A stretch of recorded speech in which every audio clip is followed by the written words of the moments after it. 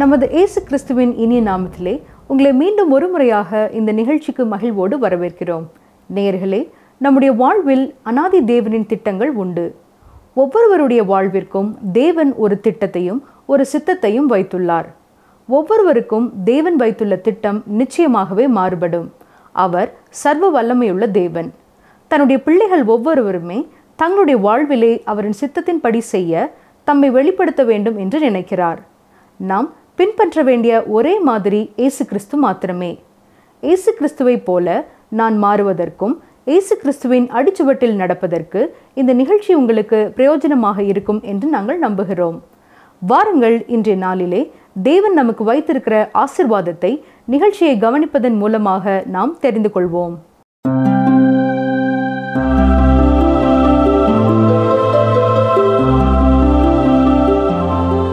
மீண்டும் இந்த நிகழ்ச்சியிலே உங்களை சந்திப்பது எங்களுக்கு மகிழ்ச்சி. கடந்த நிகழ்ச்சி முதல் 1 தீமோத்தேயுவின் நிருபத்தை கற்றுக்கொள்ள ஆரம்பித்திருக்கிறோம். இன்று அதில் முதல் அதிகாரம் முதல் 2 வசனங்களையும் கற்றுக்கொள்வோம். இங்கே பவுல் திருச்சபையின் விசுவாச அறிக்கையை குறித்து பேசவில்லை.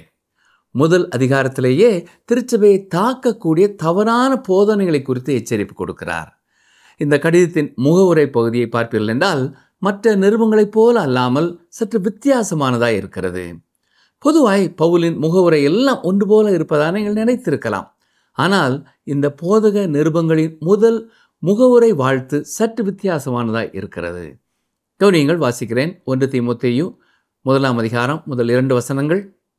நம்முடைய இரட்சகராயிருக்கிற தேவனும் நம்முடைய நம்பிக்கையாயிருக்கிற கர்த்தராய் இயேசு கிறிஸ்துவும் கட்டளையிட்டபடியே இயேசு கிறிஸ்துவின் அப்போஸ்தலனாயிருக்கிற பவுல் விசுவாசத்தில் உத்தம குமாரனாகிய தீமோத்தேயுவுக்கு எழுதுகிறதாவது, நம்முடைய பிதாவாகிய தேவனாலும் நம்முடைய கர்த்தராகிய கிறிஸ்து இயேசுவினாலும் கிருபையும் இரக்கமும் சமாதானமும் உண்டாவதாக. கவனித்தீர்களா? கட்டளையின்படியே இயேசு கிறிஸ்துவின் அப்போஸ்தலனாகிய பவுல் என்று எழுதுகிறார். தானும் இயேசுவின் ஒரு அப்போஸ்தலன் என்பதை தீமோத்தேயுவுக்கு தெளிவுபடுத்துகிறார். இதே காரியத்தை எபேசியருக்கு எழுதும் பொழுது எப்படி எழுதுகிறார்? கவனியுங்கள், வாசிக்கிறேன். எபேசியர் 1:1. தேவனுடைய சித்தத்தினாலே இயேசு கிறிஸ்துவினுடைய அப்போஸ்தலனாகிய பவுல் என்று துவங்குகிறார். கட்டளையின்படி என்பதற்கும் சித்தத்தின்படி என்பதற்கும் என்ன வித்தியாசம்? இரண்டும் ஒன்றுதான். இருந்தாலும் அவை மிகச் சரியாக ஒன்றாகாது. வேத புத்தகத்தில் உள்ள கட்டளைகள் தேவனுடைய சித்தத்தை நமக்கு வெளிப்படுத்துகிறது. 10 கற்பனைகள் மட்டுமல்லாமல் மற்ற கட்டளைகளையும் நாம் படிக்கும் பொழுது தேவனுடைய சித்தத்தை அறிந்து கொள்ளுகிறோம். உதாரணமாக 1 தெசலோனிக்கேயர் 5 அதிகாரம் 17-18 வசனங்களிலே இடைவிடாமல் ஜெபம் பண்ணுங்கள், எல்லாவற்றிலேயும் ஸ்தோத்திரம் செய்யுங்கள், அப்படி செய்வதே கிறிஸ்து இயேசுவுக்குள் உங்களை குறித்து தேவனுடைய சித்தமாய் இருக்கிறது. இதை நாம் படித்தோம். இப்படி தேவனுடைய பல சித்தங்களை அவருடைய வசனத்தில் நாம் படிக்கிறோம். இருந்தாலும் தேவனுடைய எல்லா விருப்பங்களும் வெளிப்படுத்தப்பட்டிருக்கிறது என்று கூற முடியாது. தேவனுடைய சித்தம் என்பது அவருடைய கட்டளைகளை விட இன்னும் விசாலமானது. என்றாலும் நாம் நினைவிலே கொள்ள வேண்டிய ஒரு உண்மை, கட்டளைகளுக்கு கீழ்ப்படிவதனால் ஒரு மனிதன் ரட்சிக்கப்பட முடியாது என்ற தேவனுடைய சித்தத்தை தெளிவாக வெளிப்படுத்தியிருக்கிறார். இப்படி கூறியிருந்தாலும் பலர் ரட்சிப்புக்கு தேவனுடைய கற்பனைகள் முக்கியம் என்று சொல்கிறார்கள். இந்த அதிகாரத்திலேயே 8 வசனத்தில் பவுல் என்ன சொல்கிறார்?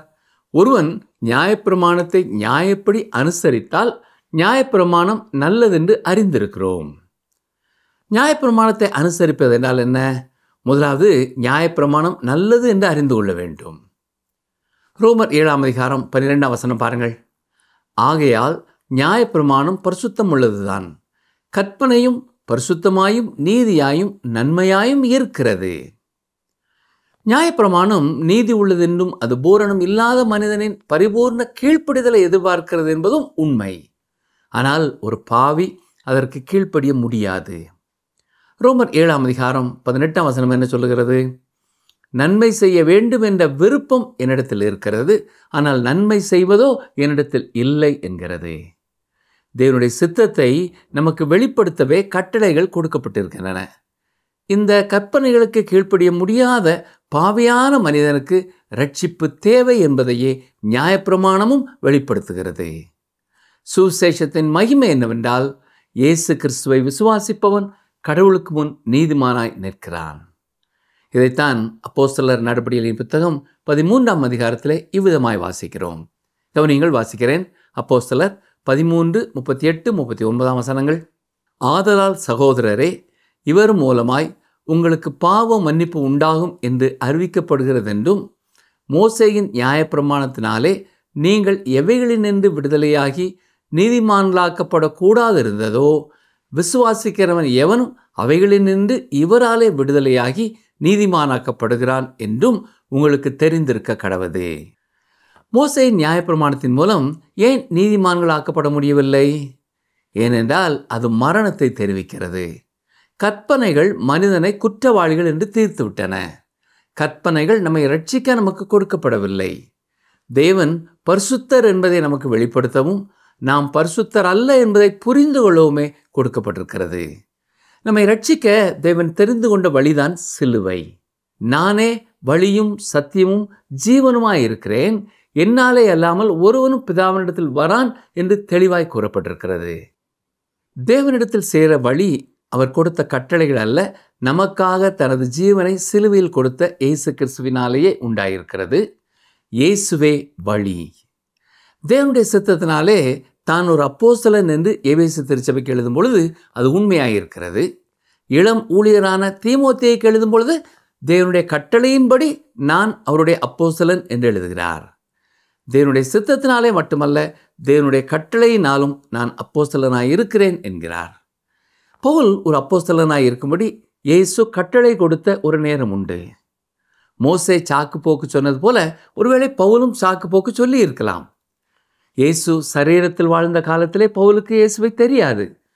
அந்நாட்களிலே பவுல் இயேசுவோடு சேர்ந்து இருக்கவில்லை. மகிமைப்படுத்தப்பட்ட இயேசுவை தான் பவுலுக்கு தெரியும். தான் ஒரு அப்போஸ்தலனாக தகுதி உள்ளவன் அல்ல என்றும் பவுல் கூறியிருக்கிறார். ஆனால் இயேசு கிறிஸ்துவே நீ என்னுடைய அப்போஸ்தலனாய் இருக்க வேண்டும் என்று கட்டளையிட்டிருக்கிறார். இந்த காரணத்தினாலேயே எந்த ஜெப ஆலயத்தினுள்ளும் துணிந்து சென்றார். அறிவு பெருத்த அத்தேனே பட்டணத்து மக்களையும் சந்தித்தார். தவறான வாழ்க்கை வாழ்ந்து கொண்டிருந்த கொரிந்து பட்டண மக்களையும் சந்தித்தார். தைரியமாய் சுசேஷத்தை எடுத்து சொன்னார். கட்டளையின் கீழ் இருக்கும் ஒரு போர் வீரன் அவர். பவுல் அப்போஸ்தலனாய் இருக்கும்படி யாரும் அவர் தலையிலே கை வைக்கவில்லை. ஆனால் இயேசு கிறிஸ்துவே அவருக்கு அந்த அதிகாரத்தை கொடுத்திருக்கிறார். எரேமியாவுக்கும் இது போன்ற அதிகாரம்தான் இருந்தது. உடைந்த உள்ளம் கொண்ட முன்னிற்க தைரியமில்லாத ஒரு மனிதன் தான் அவர். ஆனால் தேவனிடத்திலிருந்து வந்த கடினமான வார்த்தைகளையும் தைரியமாய் மக்களுக்கு சொன்னார். எப்படி அவரால் அதை செய்ய முடிந்தது? அவரும் கட்டளையின் கீழ் நின்ற ஒரு போர் வீரனே. அது தேவனிடத்திலிருந்து வந்த கட்டளை. தேவனிடத்திலிருந்து ஒருவர் அதிகாரத்தை பெற்றுக்கொள்ளாவிட்டால் அவர்கள் அமைதியாக இருக்க வேண்டும். நித்தியத்திற்கு செல்ல இயேசு மட்டுமே வழி என்பதை தைரியமாய் கூற முடியாத யாரும் கர்த்தருடைய வேலையை செய்ய வேண்டியதில்லை. அப்போஸ்தலனாகிய பவுல் தேவனுடைய அதிகாரத்தோடு பேசினார். அடுத்து இந்த வசனத்தில் நாம் பார்க்கிற சத்தியம் என்ன? நம்முடைய இரட்சகராக இருக்கிற தேவனும் என்று கூறப்பட்டிருக்கிறது. தேவன் நம்முடைய இரட்சகரா? ஆம், நிச்சயமாக. யோவான் 3:16 என்ன சொல்லுகிறது? தேவன் தம்முடைய ஒரே பேரான குமாரனை விசுவாசிக்கிறவன் எவனோ அவன் கெட்டு போகாமல் நித்திய ஜீவனை அடையும்படிக்கு அவரை தந்தருளி இவ்வளவாய் உலகத்தில் அன்பு கூர்ந்தார். நமக்கான பலியை தேவனே ஏற்படுத்தினார். இயேசு கிறிஸ்துவே இந்த உலகத்திலே வந்து அதை நிறைவேற்றினார். மேலும் முதல் வசனத்திலே நாம் பார்க்கிற மற்றும் ஒரு சத்தியத்தை கவனியுங்கள். நம்முடைய நம்பிக்கையாயிருக்கிற இயேசு கிறிஸ்துவும். இந்த வாக்கியம் வேதத்தில் வேறு எங்கும் இல்லையே என்று ஒருவேளை உங்களுக்கு வினோதமாய் தெரியலாம். கொலோசியர் 1:27 கிறிஸ்துவானவர் நம்பிக்கையின் மகிமையாக உங்களுக்குள் இருப்பதே அந்த இரகசியம் என்று எழுதியிருக்கிறார். உங்களை ரட்சிக்கும்படி இயேசு மரித்தார். தொடர்ந்து நீங்கள் ரட்சிப்பில் நிலைத்திருக்க அவரும் ஜீவனோடு இருக்கிறார். அவரோடு என்றென்றும் இருக்கும்படி உங்களை அழைத்து செல்ல ஒரு நாள் அவர் வர இருக்கிறார். அப்பொழுது ரட்சிப்பு பூரணம் அடையும். நாம் பின்னாலே திரும்பி பார்க்கும் பொழுது அவரே நம் விசுவாசம். இன்று நம்மை சுற்றி பார்க்கும் பொழுது அவரே அன்பாயிருக்கிறார். எதிர்காலத்தை நோக்கி பார்த்தாலும் அவரே நம்முடைய நம்பிக்கை. சொல்லப்போனால் நம்முடைய வாழ்க்கை முழுவதுமே நம்பிக்கை. அந்த நம்பிக்கை ஆண்டவராய் இயேசு கிறிஸ்துவின் மேலேயே இருக்கிறது. தீமோத்தேயு என்ற வார்த்தையின் பொருள் என்ன? தேவனுக்கு அருமையான என்பதாகும். ஆம், தீமோத்தேயு தேவனுக்கு அருமையானவன். அப்போஸ்தலனாகிய பவுலுக்கு அருமையானவன், அங்கே திருச்சபைகளுக்கும் அருமையானவன். தீமோத்தேயுவை குறித்து நாம் அப்போஸ்தலர் நடபடிகளின் புத்தகத்திலேயும், எபேசியருக்கு எழுதின நிருபத்திலேயும், பிலிப்பியர் நிருபத்திலேயும் வாசிக்கிறோம். அவனுடைய தகப்பன் ஒரு கிரேக்கன். அவனுடைய பாட்டியான லோவிசாலும் தாயாகிய ஐனிக்கையாலும் முதலாவதாக விசுவாசத்திற்குள்ளே வந்தார்கள். பவுல் கல்லெறியப்பட்ட லீஸ்தீரா பட்டணத்திலே தான் இவர்கள் வாழ்ந்தார்கள். அந்த இடத்தில்தான் மரித்த பவுல் உயிரோடு எழுப்பப்பட்டார் என்று நான் விசுவாசிக்கிறேன். இந்த சம்பவம் ஒருவேளை தீமோத்தேயுவின் மனமாற்றத்திற்கு காரணமாய் இருந்திருக்கலாம். இதற்கு பின் தீமோத்தேயு பவுலை உண்மையோடு பின்பற்றும் உடன் ஊழியனானான். சமுதாயத்திலே அவனுக்கு நல்ல ஒரு பெயர் இருந்தது. அப்போஸ்தலர் 16:2-5 வரை பாருங்கள். அவன் லீஸ்திராவிலும் இக்கோனியாவிலும் உள்ள சகோதரராலே நற்சாட்சி பெற்றவனாயிருந்தான். அவனை பவுல் தன்னுடனே கூட்டிக் கொண்டு போக வேண்டும் என்று விரும்பி, அவனுடைய தகப்பன் கிரேக்கன் என்று அவ்விடங்களில் இருக்கும் யூதர்கள் எல்லாரும் அறிந்திருந்தபடியால் அவர்கள் நிமித்தம் அவனுக்கு விருத்த சேதனம் பண்ணினான். அவர்கள் பட்டணங்கள் தோறும் போகையில் எருசலேமில் இருக்கும் அப்போஸ்தலராலும் மூப்பராலும் விதிக்கப்பட்ட சட்டங்களை கைக்கொள்ளும்படி அவர்களுக்கு ஒப்புவித்தார்கள். அதனாலே சபைகள் விசுவாசத்தில் ஸ்திரப்பட்டு நாளுக்கு நாள் பெருகின. பவுலோடு பணி செய்த காலத்தில் மற்ற சிலர் கள்ள சகோதரராய் இருந்தார்கள். ஆனால் தீமோத்தேயு ஊழியத்திலே நம்பத்தக்க ஒருவராய் இருந்தான். ஒவ்வொரு திருச்சபையிலேயும் போதகத்திற்கு மகிழ்ச்சி தரும் ஒரு காரியம் நல்ல நண்பர்கள். நானும் திருச்சபையிலே பணி செய்த காலத்திலே அங்கே அருமையான நண்பர்கள் உண்டு. அந்நாட்களிலே கிறிஸ்துவை தங்கள் இரட்சகராக கண்டுகொண்டவர்கள் இன்றும் கர்த்தருடைய வார்த்தையை மற்றவர்களுக்கு கொடுப்பதிலே அக்கறை உள்ளவர்களாய் இருக்கிறார்கள். ஆனால் அன்று பவுல் நம்ப முடியாத சிலரும் அங்கே இருந்திருக்கிறார்கள். ஆனால் தீமோத்தேயு நம்பத்தக்க ஒரு உடன் ஊழியனாய் இருந்தான். பிலிப்பியருக்கு எழுதிய கடிதத்திலே தீமோத்தேயுவை குறித்து என்ன எழுதியிருக்கிறார்? கவனியங்கள், வாசிக்கிறேன். பிலிப்பியர் 2:19-23 வரை.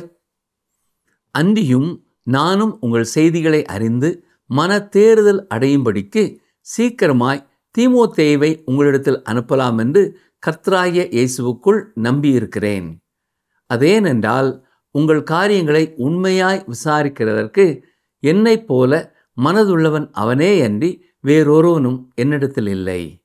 மற்றவர்கள் எல்லாரும் கிறிஸ்து இயேசுவுக்குரியவைகளை தேடாமல் தங்களுக்குரியவைகளையே தேடுகிறார்கள். தகப்பனுக்கு பிள்ளை ஊழியம் செய்வது போல அவன் என்னுடனே கூட சுவிசேஷத்தின் நிமித்தம் ஊழியம் செய்தான் என்று அவனுடைய உத்தம குணத்தை அறிந்திருக்கிறீர்கள். ஆகையால் என் காரியங்கள் இன்னபடி நடக்கும் என்று நான் அறிந்தவுடனே அவனை அனுப்பலாம் என்று நினைத்திருக்கிறேன். 2 வசனத்தில் விசுவாசத்தில் உத்தம குமாரனாகிய தீமோத்தேயுக்கு என்று எழுதுவதின் காரணம், விசுவாசத்திலே உண்மையாகவே அவன் பவுலுக்கு ஒரு மகன். தீமோத்தேயுவை கர்த்தரண்டை வழிநடத்தியது போல்தான். அது முதல் இருவரும் நல்ல ஐக்கியத்தில் இருந்தார்கள். மேலும் 1 தீமோத்தேயு 1 வசனத்திலே நம்முடைய பிதாவாகிய தேவனாலும் நம்முடைய கர்த்தராகிய கிறிஸ்து இயேசுவினாலும் கிருபையும் இரக்கமும் சமாதானமும் உண்டாவதாக என்று வாழ்த்துகிறார். இதை வாசித்தவுடன் வழக்கமாய் பவுல் எழுதும் ஒரு வாழ்த்து போல இது நமக்கு தெரிகிறது. உண்மைதான், கிருபையும் சமாதானமும் உண்டாவதாக என்று எழுதுவார். ஆனால் இங்கே இரக்கத்தையும் சேர்த்து எழுதியிருக்கிறார். இரக்கம் என்கிற வார்த்தை பழைய ஏற்பாட்டிலே தான் நாம் அதிகம் வாசிக்கிற ஒரு வார்த்தை. அங்கே அது கிருபைக்கு இணையாக சொல்லப்பட்டிருக்கிறது. பழைய ஏற்பாட்டு காலத்திலே ஒரு பலி ஒரு மனிதனை நீதிமானாக பரிசுத்தமானாக ஆக்கி தேவனுடைய கிருபை ஆசனத்தின் முன் நிறுத்துகிறது. நீங்களும் நானும் தேவனுக்கு முன் வரும்பொழுது நமக்கு நீதி தேவையில்லை. ஏனென்றால் நாம் ஏற்கனவே நியாயம் தீர்க்கப்பட்டு விட்டோம். இப்பொழுது தேவனிடத்திலிருந்து நமக்கு தேவை அவருடைய இரக்கமே. தேவன் தன்னுடைய படைப்புகள் எல்லாவற்றிற்கும் கிருபையை கொடுத்திருக்கிறார். உங்களுக்கு தேவையான அளவு கிருபையை அவர் வைத்திருக்கிறார். அவருடைய இரக்கம் என்பது வங்கியில் இருக்கும் உங்கள் பணத்தை போல. நீங்கள் ஒரு காசோலையை எழுதி கொடுக்காத வரை அதை நீங்கள் எடுக்க முடியாது. நீங்கள் எழுத வேண்டிய காசோலை என்ன? அதுதான் விசுவாசம். தேவன் இரக்கத்தில் ஐஸ்வர்யம் உள்ளவராயிருக்கிறார். அவர் உங்களை ரட்சிக்கும் பொழுது தமது கிருபையினால் ரட்சிக்கிறார். தேவன் உங்கள் மேல் இரக்கமுள்ளவராயிருக்கிறார். உலகில் உள்ள எல்லா பாவிகளிடத்திலும் தேவன் இரக்கமுள்ளவராயிருக்கிறார். அவருக்கு முதுகு காட்டியவர்களுக்கும் அவர் இரக்கமுள்ளவராய் இருக்கிறார். நீதிமான் மேலும் துன்மார்க்கன் மேலும் மழையை கொடுக்கிறார். இவர்கள் என்னுடைய பிள்ளைகள் என்று அவர் பாரபட்சம் காட்டுவதில்லை. பாவிகளும் பணக்காரராகிறார்கள். பல நேரங்களிலே கர்த்தருடைய பிள்ளைகளை விட செல்வ செழிப்போடு அவர்கள் வாழ்வது போல தெரிகிறது. ஆனால் பாவிகள் மேல் தேவன் இரக்கமுள்ளவராய் இருக்கிறார். ஆனால் நீங்கள் தேவனிடத்தில் வரும்பொழுது விசுவாசத்துடன் வர வேண்டும். அப்பொழுது அவர் தமது கிருபையினாலே உங்களை ரட்சிப்பார்.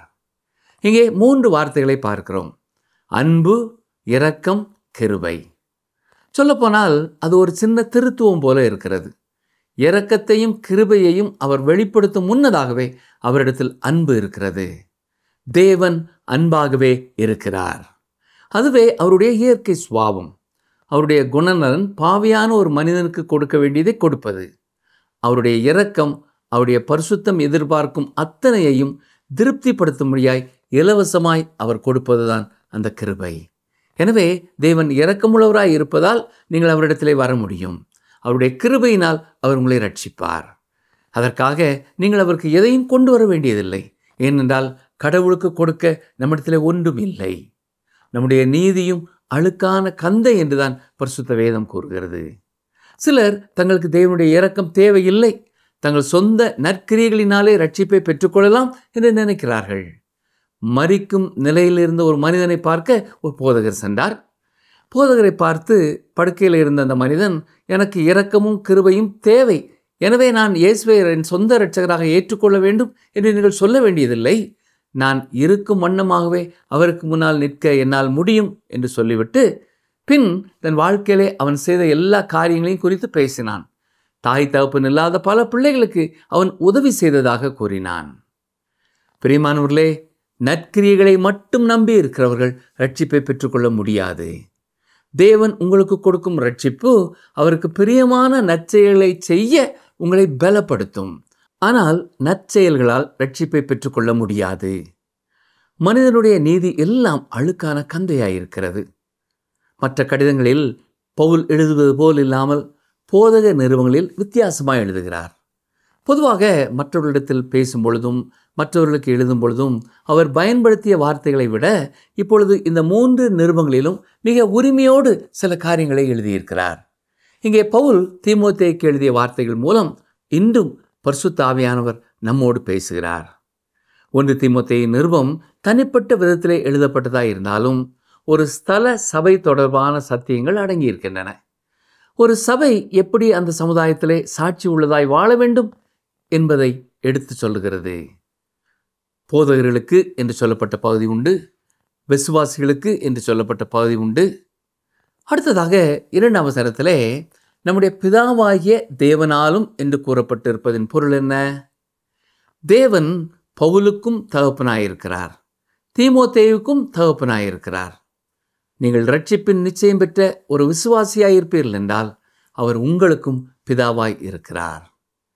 யூத வம்சத்திலே பரிசேயனாயிருந்த பவுல் தேவனை பிதாவே என்று அழைக்க முடியாதவராயிருந்தார். ஆனால் இப்பொழுது இயேசுவை இரட்சகராக விசுவாசித்தபடியால் தேவனை பிதா என்று தெளிவாக சொல்லுகிறார். மேலும் இந்த 2ஆம் வசனத்தில் நம்முடைய கர்த்தராகிய கிறிஸ்து இயேசுவினாலும் என்று சொல்லப்பட்டிருக்கிறது. ஒரு ஸ்தல திருச்சபையிலே என்ன செய்யப்பட்டாலும் அது இயேசு கிறிஸ்துவின் பெயராலும் அவருடைய கட்டளையின்படியேயும் செய்யப்பட வேண்டும். அவரே திருச்சபையின் தலையாயிருக்கிறார். அவரே ஆண்டவர். சரி, இயேசு கிறிஸ்து ஒரு முறை, நீங்கள் என்னை ஆண்டவரே என்று சொல்லுகிறீர்கள், ஆனால் நீங்கள் எனக்கு கீழ்ப்படியவில்லையே என்று கூறுகிறார். மேலும் மத்தேயு 7ஆம் அதிகாரம் 21 முதல் 23 வரை கவனியுங்கள்.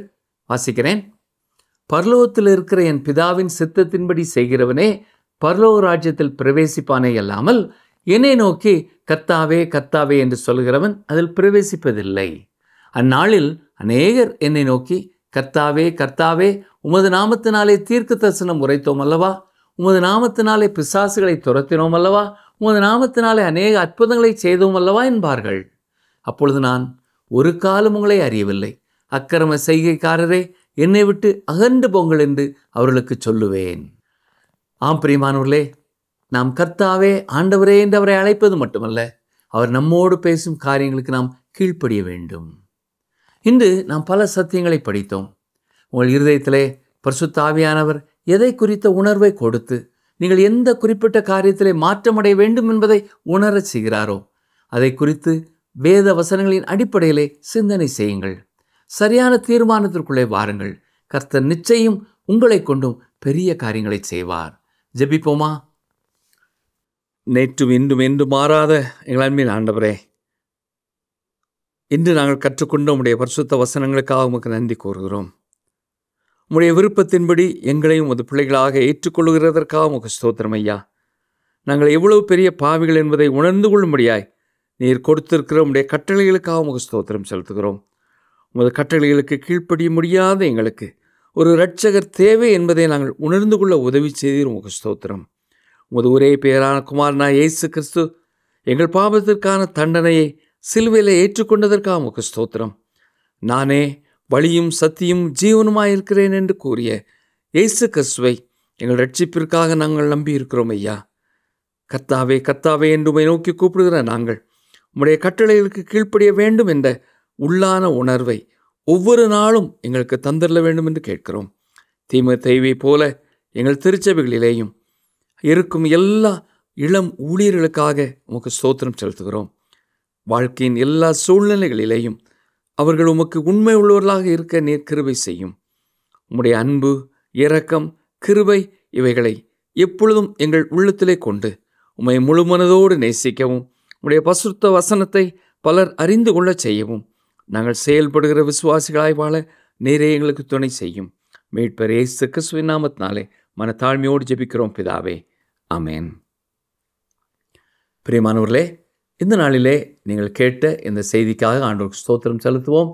தொடர்ந்து நீங்களும் 1 தீமோத்தேயின் புத்தகத்தை தனிமையாய் வாசித்து பாருங்கள். தொடர்ந்து அடுத்த நிகழ்ச்சியிலே சந்திப்போம். கர்த்தர் உங்களோடு இருப்பாராக. ஆமென்.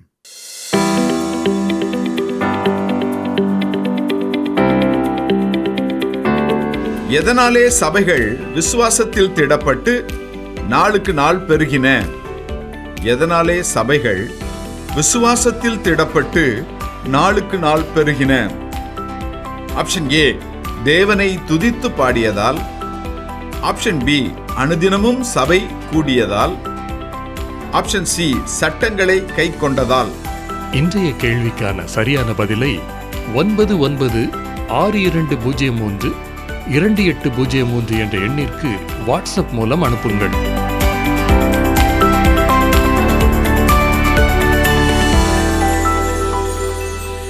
அன்பு நேயர்களே, இன்றைய நாளின் வேத ஆராய்ச்சி நிகழ்ச்சி உங்களுக்கு அதிக பிரயோஜனம் உள்ளதாய் இருந்திருக்கும் என்று நம்புகிறோம். அன்றைய சபைகள் எப்படிப்பட்டதாய் இருந்தது என்று இந்த நிருபங்கள் மூலமாக நாம் அறிந்து கொள்ள முடிகிறது. முழு வேதாகமத்தில் நாம் பார்த்தால் பிதாவாகிய தேவனுடைய கட்டளையையும் சித்தத்தையும் நிறைவேற்றுகிறவர்களாகவே தேவ மனிதர்கள் இருந்துள்ளார்கள். ஆனால் வெறும் கட்டளைகளை மட்டும் நிறைவேற்றிவிட்டு ரட்சிப்பை குறித்த எண்ணம் இல்லாமல் இருப்போமானால் நாம் தேவனுடைய பிள்ளைகள் என்று கூற முடியாது. நாம் தேவ கட்டளைகளுக்கு கீழ்ப்படிந்து தேவ சித்தத்தை நிறைவேற்றும் பொழுது எப்படிப்பட்ட இடத்திலும் நம்மால் சாட்சியாக வாழ முடியும். பரிசுத்த பவுல் ராஜாக்கள் முன்பாக நின்றது போல நாமும் கூட ஒருவேளை பெரிய அதிகாரிகளுக்கு முன்பாக நின்று தேவனை குறித்து சாட்சி பகர முடியும். நம்முடைய வாழ்க்கை தேவனுடைய சித்தத்தை நிறைவேற்றுவதே என்னுடைய பாக்கியம் என்ற நிலையில் இருக்கும்போது நான் மட்டுமல்ல, சபையாக நாம் அனைவருமே தேவனுடைய நாமத்தை இந்த உலகிலே மகிமைப்படுத்த முடியும். இந்த நிகழ்ச்சி உங்களுக்கு பிடிச்சிருக்கா? அப்ப இப்பவே மிஸ்டர் கால் கொடுங்க. பரிசு வெல்றது நீங்களாவும் இருக்கலாம்.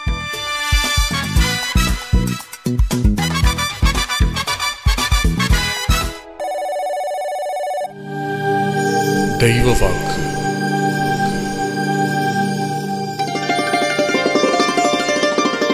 கர்த்தர் உன்னை எல்லா தீங்குக்கும் விலக்கி காப்பார். அவர் உன் ஆத்துமாவை காப்பார். சங்கீதம் 121:7.